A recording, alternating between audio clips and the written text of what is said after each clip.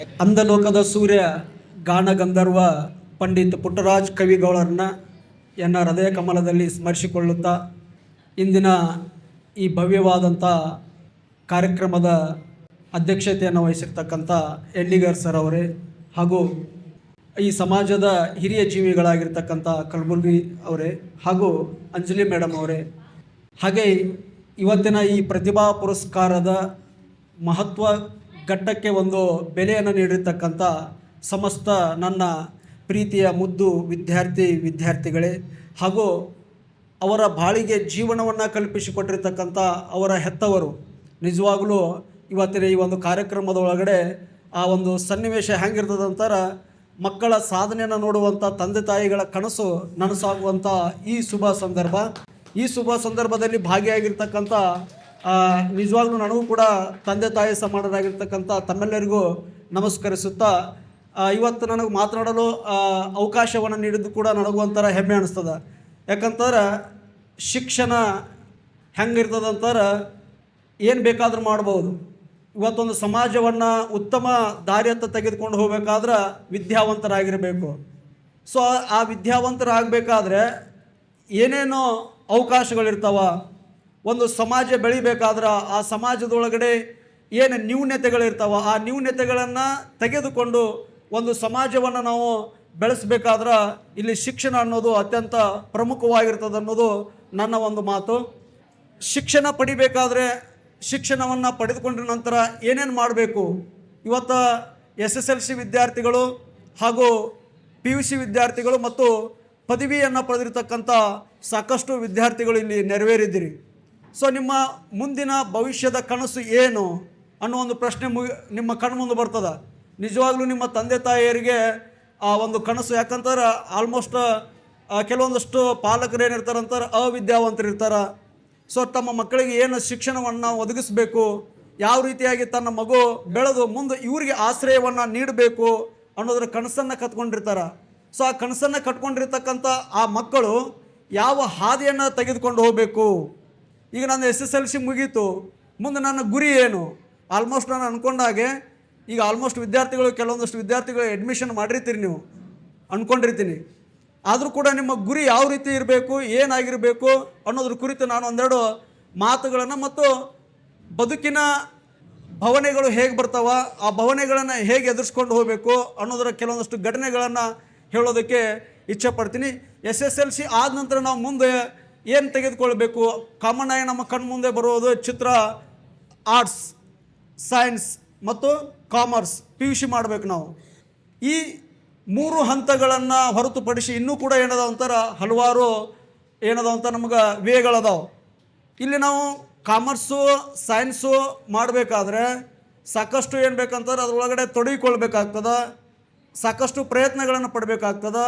ಮುಂದೆ ನಾವು PUC ಆದ ನಂತರ ಮುಂದೆ ಮತ್ತೇನು ಮಾಡಬೇಕಾಗುತ್ತೆ, BSc ಮಾಡಬೇಕಾಗ್ತದೆ. ಸೊ ಹೀಗೆ ಏನು ಮಾಡ್ಬೇಕಂತಾರೆ ಕಲಿಯುವುದನ್ನು ನಿರಂತರವಾಗಿ ಮುಂದುವರಿಸಬೇಕಾಗ್ತದೆ. ಅದನ್ನು ಹೊರತುಪಡಿಸಿದರೆ ಇನ್ನೂ ಕೂಡ ಏನದ ಒಂಥರ ಟೆಕ್ನಿಕಲ್ ಕೋರ್ಸ್ಗಳು ನಿಮ್ಗೆ ಸಿಗ್ತಾವೆ. ಆ ಟೆಕ್ನಿಕಲ್ ಕೋರ್ಸ್ಗಳನ್ನು ಮಾಡಿಕೊಂಡು ಕೂಡ ನೀವೇನು ಮಾಡ್ಬೋದು, ನಿಮ್ಮ ಜೀವನವನ್ನು ರೂಪಿಸ್ಕೊಳ್ಬೋದು. ಸೊ ಇಲ್ಲಿ ಒಂದು ಕನಸು, ಆ ಒಂದು ಕನಸು ನನಸಾಗಬೇಕಾದ್ರೆ ಏನು ನಾವು ಪ್ರಯತ್ನ ಮಾಡಬೇಕು. ಕನಸು ನಮಗೆ ಆಲ್ಮೋಸ್ಟ್ ಯಾವಾಗ ಬೀಳ್ತಾವೆ ಅಂತಾರೆ, ರಾತ್ರಿ ಮಲಗಿದಾಗ ಬೀಳ್ತಾವೆ, ಹೌದ್ರಿ. ಹಗಲು ಏನಾದರೂ ಕನಸು ಬೀಳ್ತಾವೆ ನಮಗೆ ಹಗಲು ಕನಸು ಅಂತೇಳಿ ಕರೀತಾರೆ. ಬಟ್ ಆ ಹಗಲು ಕನಸು ಯಾವುದೂ ಕನಸಾಗಿರೋದಿಲ್ಲ. ಬಟ್ ಕನಸನ್ನು ಬೆನ್ನು ಹತ್ಕೊಂಡು ಹೋಗ್ಬೇಕಾದ್ರೆ, ನಾನು ಏನಾದರೂ ಒಂದು ಗುರಿಯನ್ನು ಸಾಧಿಸಬೇಕಾದ್ರೆ ನಾನು ಏನು ಮಾಡಬೇಕು ಅನ್ನೋದು ಮುಖ್ಯವಾಗಿರ್ತದೆ. ಯಾಕಂದರೆ ನಿಮ್ಮ ತಂದೆ ತಾಯಿಗಳು ನಿಮ್ಮ ಮೇಲೆ ಕನಸುಗಳನ್ನು ಕಟ್ಕೊಂಡಿರ್ತಾರೆ, ಹಲವಾರು ಭರವಸೆಗಳನ್ನು ಇಟ್ಕೊಂಡಿರ್ತಾರೆ. ಆ ಭರವಸೆಗಳನ್ನು ನೀವು ಪೂರೈಸಬೇಕಾದ್ರೆ ನೀವು ಕನಸು ಕಾಣ್ಕೊಂಡು ಕುಂತ್ರೆ ಆಗೋದಿಲ್ಲ. ಇಲ್ಲ ನಾನು PSI ಆಗಬೇಕು, ಪೊಲೀಸ್ ಆಗಬೇಕು, ಇಂಜಿನಿಯರ್ ಆಗಬೇಕು, ಡಾಕ್ಟರ್ ಆಗಬೇಕು, ಓಕೆ ಅದು ನಿಮ್ಮ ಕನಸು. ಬಟ್ ಕನಸನ್ನು ಬೆನ್ನು ಹತ್ಕೊಂಡು ಹೋಗ್ಬೇಕಲ್ಲ. ಸೊ ಕನಸನ್ನು ಬೆನ್ನು ಹತ್ಕೊಂಡು ಹೋಗ್ಬೇಕಾದ್ರೆ ಹೆಂಗಿರ್ಬೇಕಂತಾರೆ, ನಿದ್ದೆಯಲ್ಲೂ ಕೂಡ ಕನಸು ಕಾಣುವಂಥ ಕನಸು ನಿಜವಾಗ್ಲೂ ಕನಸಲ್ಲ. ನಿದ್ದೆ ಬರದ ಹಾಗೆ ನಾವು ಬದುಕಿಕೊಂಡು ಕನಸನ್ನು ರೂಪಿಸ್ಕೊಳ್ಳೋದಕ್ಕೋಸ್ಕರ ದಾರಿಯನ್ನು ಸಾಕ್ತಾ ಇರ್ತೀವಲ್ಲ, ಅದು ನಿಜವಾದ ಕನಸು ಅನ್ನೋದನ್ನು ನನ್ನ ಅಭಿಪ್ರಾಯ. ಸೊ ನಾನು ಈ ಒಂದು ಬದುಕಿನ ಕೆಲವೊಂದಷ್ಟು ವಿಚಾರಗಳನ್ನು ಹೇಳ್ಕೊಂಡಾಗ ನಿಜವಾಗ್ಲೂ ಕೂಡ ನಾನು ಪುಣ್ಯವಂತ. ಯಾಕಂದರೆ ನಾನು ದೈಹಿಕ ವಿಕಲಚೇತನ ಆದರೂ ಕೂಡ ಇವತ್ತು ಎಲ್ಲೋ ಒಂದು ಮೂಲೆ ಒಳಗಡೆ ಕುತ್ಕೊಂಡು ನಾನು ಬದುಕ್ಬೋದಾಗಿತ್ತು. ಸೊ ನನ್ನ ಸಮಾಜಕ್ಕೆ ತೆಗೆದುಕೊಂಡು ಬಂದು ಸಮಾಜದ ಮುಖೇನವಾಗಿ ಏನೋ ಒಂದು ಸಾಧನೆ ಮಾಡಬಹುದು ಅನ್ನೋದನ್ನು ತೋರಿಸಿಕೊಟ್ಟಿದ್ದು ನಿಜವಾಗ್ಲೂ ನನ್ನ ಹೆತ್ತ ತಂದೆ ತಾಯಿಗಳು. ಅವರನ್ನು ಇವತ್ತು ನಾನು ನೆನೆಸ್ಕೊಳ್ಳೇಬೇಕು. ಯಾಕಂದ್ರೆ ಒಬ್ಬ ವಿಕಲಚೇತನಾದ ನಂತರ ಆ ಮಗುವನ್ನು ಮನೆ ಒಳಗಡೆ ಭಾಳ ಕೀಳಾಗಿ ನೋಡ್ತಿರ್ತಾರೆ. ಆ ಮಗುಗಳಿಗೆ ಅವಕಾಶ ಇರೋದಿಲ್ಲ. ಅಂಥ ಮಗು ಇವತ್ತು ಸಮಾಜದೊಳಗಡೆ ಬದುಕೊಂಡು ಬಂದು ಒಂದು ಸಾಧನೆ ಮಾಡಿಕೊಂಡು ಇವತ್ತು ನಾನು ಶಿಕ್ಷಕನಾಗಿ ಇವತ್ತು ಸಮಾಜದೊಳಗಡೆ ಸೇವೆಯನ್ನು ಸಲ್ಲಿಸ್ತಾ ಇದ್ದೀನಿ ಅಂತಾರೆ. ಅದಕ್ಕೆ ಮುಖ್ಯವಾದಂಥ ಗುರಿ ನನ್ನಲ್ಲಿರ್ತಕ್ಕಂಥ ಛಲ ಏನು, ನಾನು ಏನಾದರೂ ಕಲಿಬೇಕು, ಏನಾದರೂ ಮಾಡಬೇಕು, ಏನಾದರೂ ಓದಬೇಕು ಅನ್ನೋ ಒಂದು ಛಲಗಾರಿಕೆಯೊಂದಿಗೆ ನಾನು ಏನು ಮಾಡಿದೆ, ಓದೋದಕ್ಕಂತೇಳಿ ಪ್ರಾರಂಭ ಮಾಡಿದೆ. ಆ ಛಲಗಾರಿಕೆ ನಾನು ಇವತ್ತು ಈ ಎತ್ತರಕ್ಕೆ, ಈ ಮಟ್ಟಕ್ಕೆ ತೆಗೆದುಕೊಂಡು ಬಂದಿದೆ ಅನ್ನೋದಕ್ಕೆ ನನಗೆ ಒಂಥರ ಹೆಮ್ಮೆ ಅನಿಸ್ತಾ ಇದೆ. ಮೊದಲು ಪ್ರೈವೇಟ್ ಕಾಲೇಜಿನಲ್ಲಿ ವರ್ಕ್ ಮಾಡ್ತಾ ಇದ್ದೆ. ಯಾಕಂದ್ರೆ ನಾನು ಒಂದೆರಡು ಘಟನೆಗಳನ್ನು ನಿಮ್ಮ ಮುಂದೆ ಹಚ್ಕೋತೀನಿ. ಒಬ್ಬ ಮನುಷ್ಯ ಬೆಳಿಬೇಕಾದ್ರೆ ಯಾವ ರೀತಿಯಾಗಿ ಆತ ಪ್ರಯತ್ನವನ್ನು ಪಟ್ಟಿರ್ತಾನೆ, ಸೊ ಆ ಹಂತಗಳು ಯಾವ ರೀತಿಯಾಗಿರ್ತಾವ ನಾವು ನಿಜವಾಗ್ಲೂ ನೋಡಿದಾಗ, ಯಾವ SSLC ರಿಸಲ್ಟನ್ನು ನೋಡಿದಾಗ ಯಾವ ಶ್ರೀಮಂತನ ಮಕ್ಕಳು ಕೂಡ 98, 99, 100 ರಿಸಲ್ಟ್ ಮಾಡಲ್ಲ. ಅದು ಮಾಡಿದ್ದು ಯಾರು ಅಂತಾರೆ, ನಮ್ಮ ಬಡ ಮಕ್ಕಳು ಅನ್ನೋದನ್ನು ನಾವಿಲ್ಲಿ ನೆನೆಸ್ಬೇಕು. ಸರ್ ಆಗಲೇ ಹೇಳಬೇಕಾದ್ರೆ ಸಾಕಷ್ಟು ವಿಚಾರಗಳನ್ನು ಹೇಳ್ಕೊಂಡ್ರು. ಸೊ ಕೇರಳದೊಳಗಡೆ ಈ ಒಂದು ಏನೋ ನಿಮ್ಮ ಕಾಯಕವನ್ನು ಮಾಡ್ತಕ್ಕಂಥ ಇಬ್ಬರು ಸಹೋದರರು ತನ್ನ ತಂಗಿಯ ಓದಿಗಾಗಿ ದಿನನಿತ್ಯ ಏನು ಮಾಡಿಲ್ಲ ಅಂತಾರೆ, ಹಗಲಿರುಳು ಕೆಲಸಗಳನ್ನು ಮಾಡ್ಕೊಂಡು ಹೋದರು. ಆ ಹಗಲಿರುಳು ಕೆಲಸ ಮಾಡಿರ್ತಕ್ಕಂಥ ಪ್ರತಿಫಲದ ಫಲವಾಗಿ ಅವರ ತಂಗಿ ಏನು ಮಾಡಿದರು, IAS ಪರೀಕ್ಷೆಯಲ್ಲಿ ಪಾಸ್ ಆದರು. ಸೊ ಅಂಥ ಉದಾಹರಣೆಗಳನ್ನು ನೋಡಿದಾಗ ಇವತ್ತಿನ ಸಮಾಜದೊಳಗಡೆ ಬಡವರ ಮಕ್ಕಳೇ ಹೆಚ್ಚಿನ ಪ್ರಮಾಣದಲ್ಲಿ ಬೆಳೀತಾ ಇರೋದು. ಸೊ ಅದರಲ್ಲಿ ಏನಿರ್ತದೆ ಅಂತಾರೆ, ಸಾಧನೆ ಅನ್ನೋ ಒಂದು ಕಿಡಿ ಇರ್ತದ, ಏನಾದರೂ ಒಂದು ಸಾಧಿಸಬೇಕು ಅನ್ನೋ ಒಂದು ಛಲ ಇರ್ತದ. ಹಾಗಾಗಿ ಛಲವನ್ನು ಬೆನ್ನು ಹತ್ಕೊಂಡು ಹೋಗ್ಬೇಕಾದ್ರೆ ನಾವೇನು ಮಾಡಬೇಕು, ನಿರಂತರವಾದಂಥ ಪರಿಶ್ರಮವನ್ನು ಮಾಡಲೇಬೇಕಾಗಿದೆ. ಸೊ ನಾನು ಕೂಡ ಡಿಗ್ರಿಗೆ ಬಂದೆ. ನನ್ನ ಮೂಲತಃ ಊರು ರಾಮದುರ್ಗ ಹತ್ರ ಹಣಮಸಾಗರ ಅಂತೇಳಿ ಗ್ರಾಮೀಣ ಪ್ರದೇಶದೊಳಗಡೆ. ಸರ್ ಹೇಳಿದ್ರು ಆಗಲೇ SSLC ಒಳಗಡೆ 2 ಸಬ್ಜೆಕ್ಟ್ ಏನೋ ಫೇಲ್ ಆಗ್ಯಾವ ಅಂತ ಹೇಳಿದರು. ಓಕೆ, ನಾನು ಕೂಡ ordinary pass, just ordinary. So ಮುಂದೆ ದಾರಿ ಬೇಕಾಗಿತ್ತು ನನಗೆ. ಯಾಕಂದರೆ ಇವತ್ತಿನ ರೀತಿ ಒಳಗಡೆ ಟೆಕ್ನಾಲಜಿ ಆಗಿರ್ಬೋದು, ಶಿಕ್ಷಣದ ವ್ಯವಸ್ಥೆ ಆಗಿರ್ಬೋದು, ನಿಜವಾಗ್ಲೂ ನಮಗೆ ಅವಾಗ ಗುರುತಿರಲಿಲ್ಲ. ಸೊ ನಾವು ಹಳ್ಳಿಗಳಲ್ಲಿ ಬೆಳೀತಕ್ಕಂಥ ಮಕ್ಕಳಾಗಿದ್ದರಿಂದ ದಿನನಿತ್ಯ ನಾನು ನಡ್ಕೊಂಡು ಹೋಗಬೇಕಾಗಿತ್ತು. 3 ಕಿಲೋಮೀಟರ್ ನಡೆದೀನಿ ನಾನು. 3 ಕಿಲೋಮೀಟರ್ ನಡ್ಕೊಂಡು ಇವತ್ತು ನನ್ನ ಗೆಳೆಯರನ್ನು ನೆನೆಸ್ಕೊಳ್ಳೇಬೇಕು. ಯಾಕೆ ನೆನೆಸ್ಕೊಳ್ಬೇಕಂತಾರೆ, ಅವ್ರು ನನ್ನ ಹೆಗಲ ಮೇಲೆ ಹೊತ್ಕೊಂಡು ಹೋಗ್ತಾಯಿದ್ರು. ಹೆಗಲ ಮೇಲೆ ಹೊತ್ಕೊಂಡು ಹೋಗಿ ಒಮ್ಮೆ ಬಸ್ ಮಿಸ್ ಆದ್ರೆ ನಾನು ಅಲ್ಲಿ ಕ್ರಾಸಿಗೆ ಕರ್ಕೊಂಡು ಹೋಗಿ ಬಿಡ್ತಾಯಿದ್ರು, ಮತ್ತು ನಾನು ಬಸ್ಸಿಗೆ ಹೋಗ್ತಾಯಿದ್ದೆ. ಸೊ ಈ ರೀತಿಯಾದಂಥ ಜೀವನದ ಪಯಣದೊಳಗಡೆ PUC ಮುಗಿಸ್ಕೊಂಡು ಡಿಗ್ರಿಗೆ ಅಂತೇಳಿ ನಮ್ಮ ಮಾಮಾರು ಕರ್ಕೊಂಡು ಬಂದರು ಗುಳದಗುಡ್ಡಕ್ಕೆ. ಸೊ ನಾನು ಅಲ್ಲಿ ಬಂದಾಗ ಡಿಗ್ರಿಯನ್ನು ಮುಗಿಸಿದೆ, B.Ed ಮುಗಿಸ್ಕೊಂಡೆ. ಸೊ ಹೀಗೆ ಶಿಕ್ಷಣದ ವ್ಯವಸ್ಥೆಯನ್ನು ಮುಗಿಸ್ಕೊಂಡು ಮುಂದೆ ಡಿಗ್ರಿ ಮುಗಿದುಗಳೇ ಏನು, ಸೊ B.Ed ಆಯಿತು. B.Ed ಆದ ನಂತರ ಕನಸು ಏನಂತಾರೆ, ಶಿಕ್ಷಕನಾಗಬೇಕು. ನನ್ನ ತಾಯಿ ಕನಸು ಮತ್ತು ನನ್ನ ತಂದೆಯ ಕನಸು ಏನಾಗಬೇಕಾಯ್ತಂದ್ರೆ, ನನ್ನ ಮಗ ಶಿಕ್ಷಕನಾಗಬೇಕು ಅಂತೇಳಿ ಕನಸಿತ್ತು. ಸೊ ನಿಮ್ಮ ತಂದೆ ತಾಯಿ ಕನಸುಗಳು ಏನೇನೋ ಇರ್ತಾವೆ, ಆ ಕನಸುಗಳನ್ನು ಈಡೇರಿಸುವಂಥ ಧರ್ಮ ನಿಮ್ಮಲ್ಲಿದೆ. ಸೊ ಅದಕ್ಕೋಸ್ಕರ ನೀವು ಹಗಲಿರುಳು ಪ್ರಯತ್ನವನ್ನು ಮಾಡಬೇಕು. ಸೊ ಕಷ್ಟಪಟ್ಟು ತಿನ್ನೋದಕ್ಕಿಂತ ಇಷ್ಟಪಟ್ಟು ತಿನ್ನಿ ಅಂದಾಗ ಅದರ ಏನಾಗುತ್ತೆ ಅಂತಾರೆ, ಅದು ಸವಿಯನ್ನು ಸವಿಬಹುದು ಅನ್ನೋದು ನನ್ನ ವಿಚಾರ. ಸೊ ಹೀಗೆ ನಾನು B.Ed ಮುಗಿದ ನಂತರ ಮುಂದೆ ಕೆಲಸ ಏನು ಅಂದಾಗ ಖಾಲಿ ಕುಂದ್ರಕ್ಕೆ ಆಗಲಿಲ್ಲ ನನಗೆ. ಸೊ ನಾನು ಫೋಟೋಶಾಪ್ ವರ್ಕ್ ಮಾಡೋಕ್ಕೆ ಹೋದೆ. ಅವಾಗ ನನಗೆ ಸಿಕ್ಕಿದ ಸಂಬಳ ಕೇವಲ 900 ರೂಪಾಯಿ. ಬೆಳಗ್ಗೆ ನಾನು ಹೋಗಬೇಕು, ಶಟ್ರಸ್ ತೆಗಿಬೇಕು, ಕಸ ಗುಡಿಸ್ಬೇಕು. ನನಗೇನಂತಾರೆ, ಕಂಪ್ಯೂಟರ್ ಕಲಿಬೇಕು ಅನ್ನೋ ಆಸಕ್ತಿ ಇತ್ತು. ಬೇರೆ ಬೇರೆ ಹೈಸ್ಕೂಲ್ಗಳಲ್ಲಿ ಪ್ರೈವೇಟಾಗಿ ಕೆಲಸ ಮಾಡಿದೆ. ಸೊ ನನ್ನ ಏನಂತಾರೆ, ಮುಂದೆ PUC ಕಾಲೇಜ್ ಒಳಗಡೆ ನನಗೆ ಅವಕಾಶ ಸಿಕ್ತು. PUC ಕಾಲೇಜ್ ಒಳಗಡೆ ನಾನು MA ಮುಗಿಸ್ಕೊಂಡೆ, history in MA Mysuru university ಒಳಗಡೆ. ಸೊ ಅಲ್ಲಿ ಮುಗಿಸ್ಕೊಂಡು ನಂತರ ನಾನು ಬದುಕು ಏನಾಯ್ತು ಅಂತಾರೆ ಒಂದು ಹಂತಕ್ಕೆ ಬಂತು. ಸೊ ಅಲ್ಲಿ PUC ಕಾಲೇಜ್ ಹೋದಾಗ ನಾನು ಹಿಸ್ಟ್ರಿ ಲೆಕ್ಚರ್ ಆದೆ. ಸೊ ಹಿಸ್ಟ್ರಿ ಲೆಕ್ಚರ್ ಆದ ನಂತರ ಬೋಧನೆ ಮಾಡೋದಕ್ಕೆ ಪ್ರಾರಂಭ ಮಾಡಿದೆ. ಸೊ ಅದು ಸಾಲಲ್ಲ ಅಂತೇಳಿ ಮತ್ತೆ ನಾನು ಏನು ಮಾಡಿದೆ, ಇನ್ನೊಂದು ಕಮಿಟಿಗೆ ಕಾಲೇಜ್ ಒಳಗಡೆ ಮತ್ತೆ ಅಲ್ಲಿ ಏನು ಮಾಡಿದೆ ಅಂತಾರೆ, ಅಲ್ಲಿ ಕೂಡ ಹಿಸ್ಟ್ರಿ ಲೆಕ್ಚರ್ ಆಗಿ ಒಂದು ದಿನದ ಒಳಗಡೆ ಇಲ್ಲಿ 2 ಕ್ಲಾಸ್ ಮುಗಿಸ್ಕೊಂಡು ಆ 2 ಕ್ಲಾಸ್ಗಳನ್ನು ಮುಗಿಸೋದಕ್ಕಂತೇಳಿ ಹೋಗ್ತಾ ಇದ್ದೆ. ಸೊ ಇದು ಜೀವನವನ್ನು ರೂಪಿಸ್ಕೊಳ್ಳುವಂಥ ಒಂದು ಹಂತ. ಮತ್ತು ನನಗಿದು ಕೂಡ ಏನೋ ಒಂದು ಸಫಿಷಿಯೆಂಟ್ ಅನ್ನಿಸ್ಲಿಲ್ಲ. ಸೊ ನಾನು ಏನು ಮಾಡಿದೆ ಅಂತಾರೆ, ಕಾರನ್ನು ತೆಗೆದುಕೊಂಡೆ, ಒಂದು ಕಾರನ್ನು. ಸೊ ಆ ಕಾರನ್ನು ತೆಗೆದುಕೊಂಡು ನಿಜವಾಗ್ಲೂ ಇವತ್ತು ಹೇಳ್ತಾ ಇದ್ದೀನಿ, ಆ ಕಾರನ್ನು ನಾನು ಬಾಡಿಗೆ ಓಡಿಸ್ತಾ ಇದ್ದೆ. ಸೊ ಅದು ಅಂಗವಿಕಲರಿಗಾಗಿ ವಿಶೇಷವಾದಂಥ ತಯಾರು ಮಾಡಿರ್ತಕ್ಕಂಥ ಆಟೋಮೆಟಿಕ್ ಕಾರು. ಆ ಕಾರನ್ನು ತೆಗೆದುಕೊಂಡು ನಾನು ಇವನ್ ಕರ್ನಾಟಕದ ಮೂಲೆ ಒಳಗಡೆ ಏನು ಮಾಡಿದೆ ಅಂತಾರೆ, ಬಾಡಿಗೆ ತೊಗೊಂಡು ಹೋಗ್ತಾ ಇದ್ದೆ. ಸೊ ಇದು ನನ್ನ ಬದುಕಿನ ಚಿತ್ರಣ. ಸೊ ಬದುಕುವಂಥ ಛಲ ನನ್ನಲ್ಲಿತ್ತು. ಆ ಛಲವನ್ನು ಬೆನ್ನತ್ತಿಕೊಂಡು ನಾನು ಏನು ಮಾಡಿದೆ ಅಂತಾರೆ, ಹಗಲಿರುಳು ದುಡಿಯೋದಕ್ಕಂತೇಳಿ ಪ್ರಯತ್ನವನ್ನು ಮಾಡಿದೆ.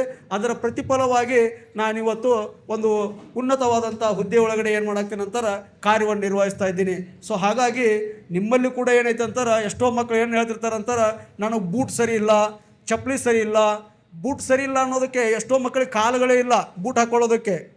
ಯಾರೋ ತಂದೆ ವಾಚ್ ತಂದು ಕೊಟ್ಟಿರ್ತಾರೆ ಮಗುವಿಗೆ, ಈ ವಾಚ್ ಸರಿ ಇಲ್ಲ ಅಂತ ಹೇಳ್ತಿರ್ತಾರೆ. ಎಷ್ಟೋ ಮಕ್ಕಳಿಗೆ ಕೈಗಳಿಲ್ಲ ವಾಚ್ ಕಟ್ಕೊಳ್ಳೋದಕ್ಕೆ. ಅಂಥದ್ರೊಳಗಡೆ ನಿಮಗೆಲ್ಲ ನಿಮ್ಮ ಪೋಷಕರು ನಿಮಗೆ ಒದಗಿಸಿಕೊಟ್ಟಾರ ಅಂತಾರೆ. ನಿಜವಾಗ್ಲೂ ನೀವು ಪುಣ್ಯವಂತರು. ಸೊ ಆ ಪುಣ್ಯವನ್ನು ಮರಳಿ ನೀವು ಪಡೆದುಕೊಳ್ಬೇಕಾದ್ರೆ ಏನು ಮಾಡ್ಬೇಕಂತಾರೆ, ಅವರಿಗೆ ಉತ್ತಮವಾದಂಥ ನಿಮ್ಮ ಸಾಧನೆ ಮೂಲಕ ಏನು ಮಾಡಬೇಕು, ಸಮಾಜದೊಳಗಡೆ ಒಂದು ಉನ್ನತವಾದಂಥ ಹುದ್ದೆ, ಒಂದು ಶಿಕ್ಷಣದ ಮೂಲಕ ನೀವೇನು ಮಾಡ್ಬೋದು ಅಂತಾರೆ, ಸಮಾಜವನ್ನು ಬೆಳಗ್ಬೋದು. ನೀನು ಒಂದು ಉನ್ನತವಾದಂಥ ಹುದ್ದೆಯನ್ನು ಪಡೆದಾಗ ಮಾತ್ರ ನಿನ್ನ ಸಮಾಜವನ್ನು ಏನು ಮಾಡ್ಬೋದು, ಬೆಳೆಸೋದಕ್ಕೆ ಸಾಧ್ಯವಾಗ್ತದೆ. ಅದನ್ನು ಹೊರತುಪಡಿಸಿದರೆ ಉದ್ಯಮಿಯಾಗಿ ನೀನು ಏನಾದರೂ ಮಾಡು. ಉದ್ಯಮಿಗಳನ್ನು ನಾವು ಗಮನಿಸ್ತಾ ಇದ್ದೀವಂತ. ಸೊ ಅವರು ಉದ್ಯಮದಿಂದ ಸಾವಿರಾರು ಜನರಿಗೆ ಉದ್ಯೋಗಗಳನ್ನು ಒದಗಿಸಿಕೊಟ್ಟಿರೋದನ್ನು ನೋಡಿದ್ದೀವಿ. ಸೊ ಒಂದು ನಿನ್ನ ಕನಸು ಏನಾಗಿರಬೇಕು, ಒಬ್ಬ ಬಿಸ್ನೆಸ್ ಮ್ಯಾನ್ ಆಗಿರಬೇಕು ಅಥವಾ ಒಬ್ಬ ಉನ್ನತ ಅಧಿಕಾರಿಯಾಗಿ ಏನು ಮಾಡಬೇಕು, ಕಾರ್ಯವನ್ನು ನಿರ್ವಹಿಸಬೇಕು. ಈ ಎರಡೂ ಕನಸುಗಳನ್ನು ಬೆನ್ನಟ್ಟಿಕೊಂಡು ಹೋಗಬೇಕು ಅನ್ನೋದು ನಿಮ್ಮಲ್ಲಿ ವಿನಂತಿಸ್ಕೊಳ್ತೇನೆ. ಸೊ ಕೊನೆಯದಾಗಿ ಒಂದು ಘಟನೆಯನ್ನು ಹೇಳಿ ನನ್ನ ಮಾತಿಗೆ ವಿರಾಮವನ್ನು ಹೇಳ್ತೀನಿ. ಒಂದು ಮಗು ಇರ್ತದೆ. ಆ ಮಗು ಶಿಕ್ಷಣವನ್ನು ಪಡೆಯೋದಕ್ಕೋಸ್ಕರ ಸಾಕಷ್ಟು ಪ್ರಯತ್ನಗಳನ್ನು ಮಾಡ್ತಾ ಇರ್ತದೆ. ಆ ಶಿಕ್ಷಣವನ್ನು ಪಡೆದುಕೊಂಡಿರ್ತಕ್ಕಂಥ ಮಗು ಉನ್ನತವಾದಂಥ ಶಿಕ್ಷಣವನ್ನು ಪಡೆಯೋದಕ್ಕಂತ ಕೇಳಿ ಹಳ್ಳಿ ಪ್ರದೇಶದಿಂದ ನಗರ ಪ್ರದೇಶಗಳಿಗೆ ಹೋಗ್ತದೆ. ಆ ನಗರ ಪ್ರದೇಶಗಳಿಗೆ ಹೋದಂಥ ಸಂದರ್ಭದಲ್ಲಿ ಈ ಪಾಲಕರ ಮೀಟಿಂಗ್ ಅಂತೇಳಿ ಇರ್ತದೆ. ಈ ಪಾಲಕರ ಮೀಟಿಂಗ್ ಅಂದರೆ ಇಲ್ಲಿ ತಾಯಿ ಮತ್ತು ತಂದೆಯರ ಜವಾಬ್ದಾರಿ ಎಷ್ಟಾಗಿರ್ತದೆ ಮತ್ತು ಮಗು ಯಾವ ರೀತಿಯಾಗಿ ತಮ್ಮ ತಂದೆ ತಾಯಿಗಳನ್ನು ನೋಡ್ಕೊಳ್ಬೇಕು ಅನ್ನೋ ಒಂದು ಮಹತ್ವವನ್ನು ತಿಳಿಸುವಂಥ ಘಟನೆ ಇದು. ಸೊ ತಾಯಿ ಏನು ಮಾಡ್ತಾಳೆ ಅಂತಾರೆ, ಆಲ್ರೆಡಿ ತಾಯಿಗೆ ಏನಾಗಿರ್ತದೆ ಅಂತಾರೆ, ಒಂದು ಕಣ್ಣು ಕಳ್ಕೊಂಡ್ಬಿಟ್ಟಿರ್ತಾಳೆ ತಾಯಿ. ಆ ಕಣ್ಣು ಕಳ್ಕೊಂಡಿರ್ತಕ್ಕಂಥ ತಾಯಿ ಪಾಲಕರ ಮೀಟಿಂಗ್ ಇರುವಂಥ ಸಂದರ್ಭದೊಳಗಡೆ ಶಾಲೆಗೆ ಹೋಗ್ತಾಳೆ. ಶಾಲೆಗೆ ಹೋದಂಥ ಸಂದರ್ಭದಲ್ಲಿ ಆ ಮಗು ಏನು ಮಾಡಿಬಿಡ್ತದೆ ಅಂತಾರೆ, ಅವ್ರ ತಾಯಿಯನ್ನು ನೋಡಿ ಬೈಯೋದಕ್ಕೆ ಪ್ರಾರಂಭ ಮಾಡ್ತದೆ. ಯಾಕೆ ಬೈಯೋದಕ್ಕೆ ಪ್ರಾರಂಭ ಮಾಡ್ತದೆ ಅಂತಾರೆ, ನನ್ನ ತಾಯಿ ಹೀಗಿದ್ದಾಳ, ಇವಳನ್ನು ನೋಡಿದ್ರೆ ನನ್ನ ಫ್ರೆಂಡ್ಸ್ ಎಲ್ಲ ಏನು ಮಾಡ್ತಾರೆ, ಸಾಕಷ್ಟು ಅಪಹಾಸ್ಯ ಮಾಡ್ತಾರೆ ಅನ್ನೋ ಉದ್ದೇಶಕ್ಕೋಸ್ಕರ ಏನು ಮಾಡ್ತಾರೆ ಅಂತಾರೆ, ಆ ಪಾಲಕರ ಮೀಟಿಂಗ್ ಬಂದಿರತಕ್ಕಂಥ ತಾಯಿಯನ್ನು ನೋಡಿರ್ತಕ್ಕಂಥ ಮಗು ಏನು ಮಾಡ್ತದೆ ಅಂತ ನೇರವಾಗಿ ನಿಮ್ಮ ಮನೆಗೆ ಹೋಗಿಬಿಡು ಅಂತೇಳಿ ಬೈದು ಕಳಿಸ್ಬಿಡ್ತದೆ. ಸೊ ತಾಯಿ ಒಂದೇ ಕಣ್ಣು ಇರೋದ್ರಿಂದ ನೇರವಾಗಿ ಏನು ಮಾಡ್ತಾರೆ ಅಂತಾರೆ, ಅವಳು ಕೂಡ ಅಲ್ಲಿ ಭಾರವಾದ ಮನುಷ್ಯನಿಂದ ನೇರವಾಗಿ ನಡೆದುಕೊಂಡು ಮನೆಗೆ ಬಂದು ಅಳೋದಕ್ಕೆ ಅಂತೇಳಿ ಪ್ರಾರಂಭ ಮಾಡ್ತಾಳೆ. ಸಂಜೆ ಹೊತ್ತಾಗ್ತದೆ, ಮಗು ಶಾಲೆಯನ್ನು ಮುಗಿಸ್ಕೊಂಡು ಬರ್ತದೆ. ಸೊ ಮುಗಿಸ್ಕೊಂಡು ಬಂದ ನಂತರ ತಾಯಿಯನ್ನು ನೋಡ್ತದೆ. ಬಟ್ ತಾಯಿಯ ಕಡೆ ನೋಡಿದಂಥ ಸಂದರ್ಭದೊಳಗಡೆ ಮಗು ಯಾವುದನ್ನು ತಲೆ ಕೆಡಿಸ್ಕೊಳ್ಳೋದಿಲ್ಲ. ನೇರವಾಗಿ ಏನು ಮಾಡ್ತದೆ ಅಂತಾರೆ, ಅಲ್ಲಿಂದ ಆಟಕ್ಕಂತೇಳಿ ಹೊರಗಡೆ ಹೋಗ್ಬಿಡ್ತದೆ. ರಾತ್ರಿ ಸಮಯ ತಾಯಿ ಮತ್ತೆ ಅಳ್ತಾ ಕುಂತ್ಕೊಂಡಿರ್ತಾಳೆ. ಸೊ ಆ ಸಂದರ್ಭದಲ್ಲಿ ಕೂಡ ಮಗು ಬಂದು ನೋಡಿದಂಥ ಸಂದರ್ಭದಲ್ಲಿ ತಾಯಿಯನ್ನು ರಂಭಿಸಬೇಕಾಗಿತ್ತು, ಸಮಾಧಾನ ಪಡಿಸ್ಬೇಕಾಗಿತ್ತು. ಆದರೂ ಕೂಡ ಮಗು ಏನು ಮಾಡೋದಿಲ್ಲ. ಸೊ ಮತ್ತು ನೇರವಾಗಿ ತಾಯಿ ಅಡುಗೆ ಮಾಡಿರ್ತಾಳೆ, ಅದನ್ನು ತಿಂದ್ಕೊಂಡು ಏನು ಮಾಡ್ತದೆ ಅಂತಾರೆ, ಮಲ್ಕೊಂಡು ಬಿಡ್ತದ ಈ ಒಂದು ಮಗು. ಬಟ್ ತಾಯಿಯ ದುಃಖ ಅದು ಹೇಳಿಕೊಳ್ಳಲಾಗದಂಥ ದುಃಖವಾಗಿತ್ತು. ಸೊ ಮಧ್ಯರಾತ್ರಿ ಮಗುವಿಗೆ ಬಾಯಾರಿಕೆ ಆಗ್ತದೆ.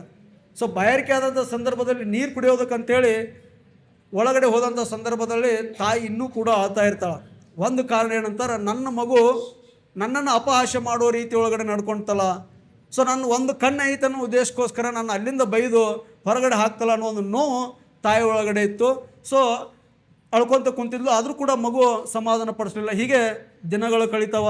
ಮಗು ಉನ್ನತ ಶಿಕ್ಷಣವನ್ನು ಪಡಿತದ. ಸೊ ಉನ್ನತ ಶಿಕ್ಷಣವನ್ನು ಪಡೆಯೋದಕ್ಕೋಸ್ಕರ ಬೆಂಗಳೂರು ಅನ್ನೋ ಒಂದು ಮಹಾನಗರಕ್ಕೆ ಹೋಗ್ತದೆ. ಅಲ್ಲಿ ಶಿಕ್ಷಣವನ್ನು ಕೂಡ ಪಡಿತದ ಮಗು. ಒಂದು ದಿವಸ ಆ ಮಗು ಉನ್ನತ ಹುದ್ದೆಯನ್ನು ಕೂಡ ಪಡೆದುಕೊಂಡು ತಾಯಿಗೆ ಯಾವುದು ವಿಚಾರ ಗೊತ್ತಿಲ್ಲದ ಹಾಗೆ ಮದುವೆಯನ್ನು ಕೂಡ ಮಾಡ್ಕೊಂಡ್ಬಿಡ್ತಾವೆ.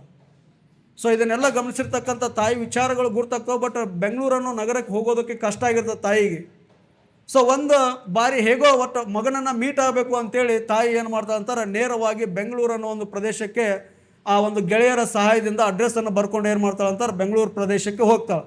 ಸೊ ಹೋದಂಥ ಸಂದರ್ಭದಲ್ಲಿ ಆ ಮನೆ ಕಟ್ಟಿರ್ತಾನೆ. ಅದು ಮನೆ ಹೆಂಗಾಗಿರ್ತದೆ ಅಂತಾರೆ, ಅಡಮನೆ ಇದ್ದಂಗಿತ್ತು. ಸೊ ತಾಯಿಗೆ ಒಂದು ಕಡೆ ಖುಷಿ, ನನ್ನ ಮಗ ಬೆಳೆದು ಇಷ್ಟೊಂದು ದೊಡ್ಡದಾದಂಥ ಮನೆ ಕಟ್ಟ್ಯಾನ ಅನ್ನೋ ಒಂದು ಕಡೆ ಖುಷಿ. ಆದ್ರೆ ಅದ್ರ ಗೇಟ್ ದೊಡ್ಡದಾದಂಥ ಗೇಟ್ ಇತ್ತು. ಗೇಟನ್ನು ತೆಗೆದುಕೊಂಡು ಒಳಗಡೆ ಹೋಗಿಬಿಡ್ತಾಳೆ ತಾಯಿ. ಸೊ ಅವಳ ಆಕಾರ ಹೆಂಗಿರ್ತದೆ ಅಂತಾರೆ, ಹಳೆ ಬಟ್ಟೆ ಹಾಕ್ಕೊಂಡಿರ್ತಾಳೆ, ಒಂದು ಗಂಟನ್ನು ಇಟ್ಕೊಂಡು ಬಂದಿರ್ತಾಳೆ, ಮಗು ಏನೋ ಕಟ್ಕೊಂಡು ಬಂದಿರ್ತಾಳೆ, ನನ್ನ ಮಗ ಏನೋ ತಿನ್ಬೋದು ಅಂತೇಳಿ ಏನೋ ಒಂದು ಆಹಾರ ಧಾನ್ಯಗಳನ್ನು ಕಟ್ಕೊಂಡು ಬಂದಿರ್ತಾಳೆ. ಗೇಟನ್ನು ತೆಗೆದುಕೊಂಡು ಒಳಗಡೆ ಹೋದಂಥ ಸಂದರ್ಭದೊಳಗಡೆ ಅಲ್ಲಿರ್ತಕ್ಕಂಥ ಗ್ರೌಂಡಿನಲ್ಲಿ ಅಂದರೆ ಗಾರ್ಡನ್ನಲ್ಲಿ ಆಡ್ತಾ ಇರ್ತಕ್ಕಂಥ ಅವನ ಮಕ್ಕಳು ಏನು ಮಾಡಿಬಿಡ್ತಾವೆ ಅಂತಾರೆ, ಆ ಹೆಣ್ಣು ಮಗಳನ್ನು ಅಂದರೆ ತಾಯಿಯನ್ನು ನೋಡಿ ಏನು ಮಾಡಿಬಿಡ್ತಾವೆ ಅಂತಾರೆ, ಹೆದರ್ಕೊಂಡು ಬಿಡ್ತಾವೆ. ಸೊ ಹೆದರ್ಕೊಂಡು ಒಳಗಡೆ ಹೋಗ್ಬಿಡ್ತಾವೆ. ಹೋದಂಥ ಸಂದರ್ಭದೊಳಗಡೆ ತಂದೆ ಹೊರಗಡೆ ಬರ್ತಾನೆ. ಹೊರಗಡೆ ಬಂದು ಏನು ಮಾಡ್ತಾನಂತಾರೆ, ಯಾರು ಬಂದಾರ ಅಂತ ನೋಡ್ಕೊಂಡು ಬಂದಾಗ ತಾಯಿಯನ್ನು ನೋಡ್ತಾನೆ ಮಗು. ಎಷ್ಟು ಸನ್ನಿವೇಶ ನಮ್ಮ ಕಣ್ಣು ಮುಂದೆ ಬರ್ಬೇಕ್ರಿ. ತಾಯಿಯನ್ನು ನೋಡ್ತಾನೆ. ನೋಡಿದ ತಕ್ಷಣ ಮಗು ಏನು ಅನ್ಬೇಕಾಗಿತ್ತು ಹೇಳ್ರಿ, ಬಾ ಅಮ್ಮ ಒಳಗಡೆ ಬಾ, ಕುತ್ಕೋ ಬಾ ಅಂತೇಳಿ ಅವಳನ್ನು ಗುರ್ತಾ ಇಟ್ಕೊಂಡು ಒಳಗೆ ಕರ್ಕೊಂಡು ಬರಬೇಕಾಗಿತ್ತು. ಬಟ್ ಮಗ ಹಂಗೆ ಮಾಡಲಿಲ್ಲ ರೀ. ಏನು ಮಾಡಿಬಿಟ್ಟ, ನೀನು ಯಾರು, ಇಲ್ಲಿ ಯಾಕೆ ಬಂದು, ನಡಿ ಅಂತೇಳಿ ಅವಳನ್ನು ಹೊರಗಡೆ ದಳ್ಕೊಂಡು ಹೋಗಿ ಗೇಟ್ ಹಾಕ್ಕೊಂಡ್ಬಿಡ್ತಾನೆ. ಸೊ ತಾಯಿಗೆ ಎಷ್ಟು ನೋವಾಗಿರಬಾರ್ದು. ತನ್ನ ಹೆತ್ತ ಮಗನೊಬ್ಬ ತನ್ನ ಮಗನಿಗಾಗಿ ತನ್ನ ಜೀವನವನ್ನು ಸವಿಸಿ ಉನ್ನತ ಅಧಿಕಾರಿಯನ್ನು ಮಾಡೋದಕ್ಕೋಸ್ಕರ ಹಗಲಿರುಳು ದುಡಿದು ಅವನ ವಿದ್ಯಾಭ್ಯಾಸಕ್ಕಾಗಿ ಏನೇನೋ ಸಾಲ ಸೋಲ ಮಾಡಿ ಅವನನ್ನು ಬೆಳೆಸಿ ಅಧಿಕಾರಿಯನ್ನು ಮಾಡಿರ್ತಕ್ಕಂಥ ಸಂದರ್ಭದಲ್ಲಿ ಮಗನಾದ ಅವಳ ಸ್ಥಿತಿಯನ್ನು ನೋಡಿ ಅವಳನ್ನು ಹೊರಗೆ ಹಾಕ್ತಾನೆ. ನಂತರ ಆ ತಾಯಿಗೆ ಇದ್ದು ಸತ್ತ ಹಾಗೆ. ಸೊ ಭಾರವಾದಂಥ ಹೃದಯದಿಂದ ಏನು ಮಾಡ್ತಾಳೆ ಅಂತಾರೆ, ನೇರವಾಗಿ ಹಳ್ಳಿಯ ಕಡೆ ಪ್ರಯಾಣವನ್ನು ಬೆಳೆಸ್ತಾಳೆ. ಸೊ ಹಳ್ಳಿಯ ಕಡೆ ಪ್ರಯಾಣವನ್ನು ಬೆಳೆಸಿರ್ತಕ್ಕಂಥ ಸಂದರ್ಭದಲ್ಲಿ ಒಂದು ಕಾರಣ ಏನಿತ್ತಂತಾರೆ, ಮಗುವಲ್ಲಿ ಕಾಡುವಂಥ ಒಂದೇ ಒಂದು ಕಾರಣ ಇತ್ತಂತಾರೆ, ನನ್ನ ತಾಯಿಗೆ ಒಂದೇ ಕಣ್ಣು ಐತಿ, ಒಕ್ಕಣ್ಣು ಐತಿ ಅನ್ನೋ ಒಂದು ಉದ್ದೇಶಕ್ಕೋಸ್ಕರ ಅವಳನ್ನು ಆ ಮಗು ಅಷ್ಟು ಅವಾಯ್ಡ್ ಮಾಡ್ತಿರ್ತದೆ. ಸೊ ಒಂದು ಬಾರಿ ಹಳ್ಳಿ ಒಳಗಡೆ ಒಂದು ಫಂಕ್ಷನ್ ಇರ್ತದೆ. ಈ ರೀತಿಯಾದಂಥ ಏನೋ ಒಂದು ಫಂಕ್ಷನ್, ಗ್ರ್ಯಾಂಡಾಗಿ ಫಂಕ್ಷನ್ ಮಾಡಿರ್ತಾರೆ. ಆ ಫಂಕ್ಷನ್ನಿಗೆ ಇದೇ ವ್ಯಕ್ತಿಯನ್ನು ಗೆಸ್ಟಾಗಿ ಕರೆಸಿರ್ತಾರೆ. ಯಾವುದಂತ ಬೆಂಗಳೂರಿನೊಳಗಡೆ ಏನು ಓದ್ಕೊಂಡು ಒಂದು ಅಧಿಕಾರಿ ಆಗಿರ್ತಾನೆ, ಆ ಒಂದು ವ್ಯಕ್ತಿಯನ್ನೇ ಆ ಹಳ್ಳಿಗೆ ಏನು ಮಾಡಿರ್ತಾರೆ ಅಂತಾರೆ, ಗೆಸ್ಟಾಗಿ ಕರೆಸಿರ್ತಾರೆ. ಸೊ ಆ ದಿನ ಈ ತಾಯಿ ಗುರ್ತಾಗತ್ತ, ನನ್ನ ಮಗ ಇವತ್ತು ಏನು ಮಾಡಾಕ್ತಾನ, ಸಿಟಿಯಿಂದ ಹಳ್ಳಿ ಬರಾಕ್ತಾನ, ಅವನು ಎಲ್ಲೇ ಒಂದು ದೂರದಿಂದ ನೋಡಬೇಕು ಅಂತೇಳಿ ಏನು ಮಾಡ್ತಾಳೆ ಅಂತಾರೆ, ತಾಯಿ ಆ ಗುಡಿಸಲ ಮನೆ ಒಳಗಡೆ ಏನು ಮಾಡ್ತಾಳೆ ಅಂತಾರೆ, ಆಹಾರ ಧಾನ್ಯಗಳನ್ನು ಮಾಡಿಕೊಂಡು ಮಗುವನ್ನು ನೋಡೋಕಂತೇಳಿ ಹೋಗ್ತಾಳೆ. ಬಟ್ ಆ ಗದ್ದಲದ ಒಳಗಡೆ ತಾಯಿ ಮಗುವನ್ನು ಭೇಟಿ ಆಗೋದಿಲ್ಲ. ಸೊ ನನ್ನ ಋಣಾನ ಇಷ್ಟ ಐತೆ ಅಂತೇಳಿ ನೇರವಾಗಿ ಮನೆಗೆ ಬರ್ತಾಳೆ ತಾಯಿ. ಸೊ ಮಗು ಏನು ಮಗ ಬೆಳೆದಿರ್ತಾನಲ್ಲ, ಅವ ಇಡೀ ಒಂದು ಫಂಕ್ಷನ್ ಒಳಗಡೆ ಗ್ರ್ಯಾಂಡಾಗಿ ಫಂಕ್ಷನ್ ಆಗ್ತದೆ. ಅದರೊಳಗಡೆ ಅತಿಥಿ ಭಾಷಣವನ್ನು ಮಾಡಿಸ್ಕೊಂಡು ಕೊನೆಗೆ ಎಲ್ಲೋ ಒಂದು ನೋವು ಅನ್ನಿಸ್ತದೆ ಅವನು. ಸೊ ನಾನು ಹುಟ್ಟು ಬೆಳೆದಿರ್ತಕ್ಕಂಥ ಮನೆ ಗುಡಿಸಲು, ನನ್ನ ತಾಯಿ ಆ ಮನೆಯನ್ನು ನೋಡ್ಕೊಂಡು ಬರಬೇಕು ಅಂತೇಳಿ ನೇರವಾಗಿ ಮನೆ ಕಡೆ ಬರ್ತಾನೆ. ಸೊ ಮನೆ ಕಡೆ ಬಂದಂಥ ಸಂದರ್ಭದೊಳಗಡೆ ಮನೆಯ ಒಂದು ಗುಡಿಸಲು ಇರ್ತದೆ. ಆ ಗುಡಿಸಲ ಮುಂದುಗಡೆ ಆ ತಾಯಿ ಮಲಗಿರ್ತಾಳೆ. ಸೊ ಮಲಗಿರ್ತಕ್ಕಂಥ ಸಂದರ್ಭದಲ್ಲಿ ತಾಯಿಯ ಜೀವ ಇರೋದಿಲ್ಲ, ತಾಯಿ ತೀರ್ಕೊಂಡಿರ್ತಾಳೆ. ಸೊ ಮಗುಗೆ ಆ ಒಂದು ವ್ಯಕ್ತಿಗೆ ಸಾಕಷ್ಟು ನೋವಾಗ್ತದೆ. ಸೊ ನೋವಾಗಿ ಆ ತಾಯಿಯನ್ನು ಹಿಡಿದು ಏಳಿಸೋದಕ್ಕೆ, ನಾನೇನು ಮಗ ಬಂದಿದ್ದೀನಮ್ಮ, ಏಳು ಅಂತೇಳಿ ಎಷ್ಟೋ ಪ್ರಯತ್ನ ಪಟ್ಟರು ಕೂಡ ತಾಯಿ ಹೇಳೋದಿಲ್ಲ. ಬಟ್ ಅವ್ರ ಕೈ ಒಳಗಡೆ ಒಂದು ಚೀಟಿ ಇರ್ತದೆ. ಆ ಚೀಟಿಯನ್ನು ತೆಗೆದು ಆ ವ್ಯಕ್ತಿ ಅಲ್ಲೇ ಕುಸಿದು ಬಿದ್ದುಬಿಡ್ತಾನೆ. ಆ ಮಗ ಅಲ್ಲೇ ಕುಸಿದು ಬಿದ್ದುಬಿಡ್ತಾನೆ. ಯಾಕೆ, ಅದ್ರೊಳಗಡೆ ಏನಿತ್ತು ಅಂತಾರೆ, ಪ್ರೀತಿಯ ಮಗನೇ, ನಿನ್ನ ಸುಖಕ್ಕೋಸ್ಕರ, ನಿನ್ನ ಆರೋಗ್ಯಕ್ಕೋಸ್ಕರ, ನಿನ್ನ ಶಿಕ್ಷಣಕ್ಕೋಸ್ಕರ ನಾನು ಹಗಲಿರುಳು ದುಡಿದೆ. ನೀನು ಉತ್ತಮವಾದಂಥ ಪ್ರಜೆ ಆಗಬೇಕು, ಒಂದು ಉನ್ನತವಾದಂಥ ಹುದ್ದೆಯನ್ನು ಪಡಿಬೇಕು ಅನ್ನೋ ಉದ್ದೇಶಕ್ಕೋಸ್ಕರ ಸೊ ನನ್ನ ಕನಸುಗಳನ್ನು ಈಡೇರಿಸಿದ್ದಿ. ಬಟ್ ನೀನು ಅವಾಯ್ಡ್ ಮಾಡಿದ್ದು ಒಂದು ಏನು ಕೆಲಸ ಅಂತ, ನನಗೆ ಒಗ್ಗಣ್ಣೆ ಐತಿ, ಒಂದೇ ಕಣ್ಣು ಐತಿ ಅಂತೇಳಿ ನೀನು ನನ್ನನ್ನು ಏನು ಮಾಡಿದೆ, ಅವಾಯ್ಡ್ ಮಾಡಿದಿ, ತಿರಸ್ಕರಿಸಿದಿ. ಬಟ್ ನಿನಗೆ ಯಾಕೆ ನನಗಿದು ಆಯಿತು ಅನ್ನೋದನ್ನು ಸತ್ಯವನ್ನು ಇವತ್ತು ನನಗೆ ಹೇಳೋದಕ್ಕೆ ಇಷ್ಟಪಡ್ತಾ ಇದ್ದೀನಿ. ಏನಂತಾರೆ, ನೀನು ಚಿಕ್ಕವನಾಗಿರ್ತಕ್ಕಂಥ ಸಂದರ್ಭದಲ್ಲಿ ನಿನಗೊಂದು ಆಕ್ಸಿಡೆಂಟ್ ಆಗ್ತದೆ. ಆಕ್ಸಿಡೆಂಟ್ ಆದಂಥ ಸಂದರ್ಭದಲ್ಲಿ ನಿನ್ನ ಬಲಗಣ್ಣಿಗೆ ಏನಾಗುತ್ತೆ ಅಂತಾರೆ, ಜೋರಾದಂಥ ಏಟು ಬಿದ್ದಿದ್ದರಿಂದ ನಿನ್ನ ಕಣ್ಣು ಏನಾಗಿತ್ತು, ಫ್ರ್ಯಾಕ್ಚರ್ ಆಗಿತ್ತು, ಮತ್ತು ಕಣ್ಣು ನೋಡೋದಕ್ಕೂ ಕೂಡ ಆಗ್ತಾ ಇರಲಿಲ್ಲ. ಸೊ ಅಂಥ ಸಂದರ್ಭದಲ್ಲಿ ನಾನೇನು ಮಾಡಿದೆ, ಬೆಳೆಯುವಂಥ ಮಗ, ಸೊ ನನ್ನನ್ನು ಸಾಕುವಂಥ ಮಗ, ಇವನಿಗೆ ಜೀವನಕ್ಕೆ ಒಂದು ದಾರಿದೀಪ ಆಗಲಿ ಅಂತೇಳಿ ನನ್ನ ಕಣ್ಣನ್ನು ನಿನಗೇನು ಮಾಡಿದ್ದೆ, ನಾನು ಕೊಟ್ಟಿದ್ದೆ ಮಗನೇ. ಅದು ನಿನಗೆ ಇವತ್ತೆರಡು ಕಣ್ಣುಗಳಿರೋದಕ್ಕೆ ಸಾಧ್ಯ. ಸೊ ನನಗೆ ಒಗ್ಗಣ್ಣು ಅಂತೇಳಿ ನನ್ನನ್ನು ತಿರಸ್ಕರಿಸಿದಿ. ಪರವಾಗಿಲ್ಲ, ನಿನ್ನ ಜೀವನ ಏನಾಗಿರಲಿ, ಉತ್ತಮವಾಗಿರಲಿ, ಶುಭ ಹಾರೈಕೆಗಳೊಂದಿಗೆ ಅಂತೇಳಿ ಆ ಪತ್ರದಲ್ಲಿ ಬರೆದಿತ್ತು. ಅದನ್ನು ನೋಡಿ ಮಗ ಕುಸಿದು ಬಿದ್ದು ಹೊರಳಾಡಿ ಅಳೋದಕ್ಕೆ ಪ್ರಾರಂಭ ಮಾಡ್ತಾನೆ. ಸೊ ಹಂಗಿಲ್ಲಿ ನಮ್ಮ ತಂದೆ ತಾಯಿಯ ಕನಸುಗಳನ್ನು ನಾವು ಈಡೇರಿಸಬೇಕಾದ್ರೆ ಹೇಗಿರಬೇಕು, ಹೇಗೆ ನಡೆದುಕೊಳ್ಬೇಕು, ಸೊ ನಡೆದುಕೊಳ್ಬೇಕು ಅನ್ನೋದಕ್ಕಿಂತ ಮುಂಚೆ ನಮ್ಮ ಛಲ ನಮ್ಮನ್ನು ಏನು ಮಾಡಬೇಕು, ದಿನ ಉತ್ತೇಜಿಸಬೇಕು. ಸೊ ಕೊನೆಯದಾಗಿ ಮೊಬೈಲ್ ಬಗ್ಗೆ ಒಂದು ಮಾತುಗಳನ್ನ ಹೇಳಿ ನಾನು ಮುಗಿಸ್ಬಿಡ್ತೀನಿ ನನ್ನ ಮಾತುಗಳನ್ನು. ಸೊ ಮೊಬೈಲ್ ಎಷ್ಟು ಕೆಟ್ಟದ್ದು, ಎಷ್ಟು ಒಳ್ಳೆಯದು, ಸೊ ನಿಮಗೆಲ್ಲ ಗುರ್ತೈತೆ. ಆಗಲೇ ಕೂಡ ಸರ್ ಹೇಳಿದರು. ಸೊ ಮೊಬೈಲಿಂದ ನಾವು ಏನು ಬೇಕಾದರೂ ಪಡೆದುಕೊಳ್ಬೋದು, ಮೊಬೈಲಿಂದ ನಾವು ಏನು ಬೇಕಾದರೂ ಮಾಡಿ ಜೈಲಿಗೂ ಕೂಡ ಹೋಗ್ಬೋದು. ಸೊ ಎರಡೇ ವಿಚಾರ. ಸೊ ನಿಮ್ಮ ಮಕ್ಕಳಿಗೆ ಆದಷ್ಟು ಏನು ಮಾಡ್ರಿ ಅಂತಾರೆ, ಮೊಬೈಲನ್ನು ಕೊಡಬೇಡಿ, ದಯವಿಟ್ಟು ಕೊಡಬೇಡಿ. ಅವರಿಗೆ ಯೂಸ್ ಆದಲ್ಲಿ ಮಾತ್ರ ಅವ್ರಿಗೆ ಏನು ಮಾಡ್ರಿ ಅಂತಾರೆ, ಮೊಬೈಲನ್ನು ಕೊಡಿ. ಇವತ್ತು AI ಟೆಕ್ನಾಲಜಿ ಬಂದಿದೆ. AI ಟೆಕ್ನಾಲಜಿ ಅನ್ನೋದು ಇಡೀ ಜಗತ್ತನ್ನೇ ಏನು ಮಾಡೋಕ್ಕಂತಾರೆ, ತನ್ನ ಕಡೆ ಸೆಳೆದುಕೊಳ್ತಾ ಇದೆ. ಸೊ ಹಾಗಾಗಿ ಸಾಕಷ್ಟು ಉದ್ಯೋಗ ವಂಚಿತರಾಗ್ತಾರೆ. ಸೊ ಹಾಗಾಗಿ ಮಕ್ಕಳಿಗೆ ಈ ಒಂದು ಶಿಕ್ಷಣದ ಮೌಲ್ಯಗಳನ್ನು ಬೆಳೆಸುವುದು ಅತ್ಯಂತ ಪ್ರಮುಖವಾಗಿರ್ತದೆ ಅನ್ನೋ ಒಂದು ವಿಚಾರದೊಂದಿಗೆ ಸಾಕಷ್ಟು ವಿಚಾರಗಳಿದ್ದವು. ಸಮಯದ ಅಭಾವದಿಂದ ಇನ್ನೂ ಕೂಡ ನನಗೆ ವಿಚಾರಗಳನ್ನು ಹಂಚಿಕೊಳ್ಳೋದಕ್ಕೆ ಸಾಧ್ಯವಾಗ್ತಾ ಇಲ್ಲ. ಮುಂದೊಂದು ಬಾರಿ ನಾನು ಮತ್ತೆ ಹೆಚ್ಚಿನ ಪ್ರಮಾಣದಲ್ಲಿ ಮಾತನಾಡೋದಕ್ಕೆ ಅವಕಾಶವನ್ನು ನೀಡ್ತೀರಿ ಅಂತೇಳಿ ಬಯಸ್ತಾ, ಇವತ್ತಿನ ಈ ವೇದಿಕೆ ಮೇಲೆ ಮಾತನಾಡಲು ಅವಕಾಶ ಮಾಡಿಕೊಟ್ಟಿರ್ತಕ್ಕಂಥ ಸಮಸ್ತ ಗುರು ಹಿರಿಯರಿಗೂ ಮತ್ತು ಸಮಾಜದ ಬಂಧು ಬಾಂಧವರಿಗೂ ಹಾಗೂ ನನ್ನ ಮುದ್ದು ವಿದ್ಯಾರ್ಥಿನಿಯರಿಗೂ ವಂದಿಸಿ ನಾನು 2 ಮಾತುಗಳಿಗೆ ವಿರಾಮವನ್ನು ನೀಡ್ತೀನಿ. 12ನೇ ಮಕ್ಕಳ ತಮ್ಮ ತಲೆಯೊಳಗೆ ಹಾಕೊಂಡು ತಂದೆ ತಾಯಿ ಜೊತೆಗೆ ಹೆಂಗಿರ್ಬೇಕು, ಸಮಾಜದ ಜೊತೆಗೆ ಹೆಂಗಿರ್ಬೇಕು, ಶಿಕ್ಷಣವನ್ನು ಹೆಂಗೆ ಪಡ್ಕೋಬೇಕು ಅನ್ನೋದು ಇಂಥ ಉಪನ್ಯಾಸಕರಿಂದ ಅದು ನಮ್ಮ ಜೀವನದೊಳಗೆ ಸಹಾಯ ಸಹಕಾರ ಆಕೈತಿ. ಭಾಳ ಅತಿ ಉತ್ತಮವಾಗಿ ಉಪನ್ಯಾಸ ಮಾಡಿದ ಮಹೇಶ್ ಸರ್ಗೆ ಸಮಾಜದ ಪರವಾಗಿ ಹಾಗೂ ವೈಯಕ್ತಿಕವಾಗಿ ಅನಂತ ವಂದನೆಗಳು.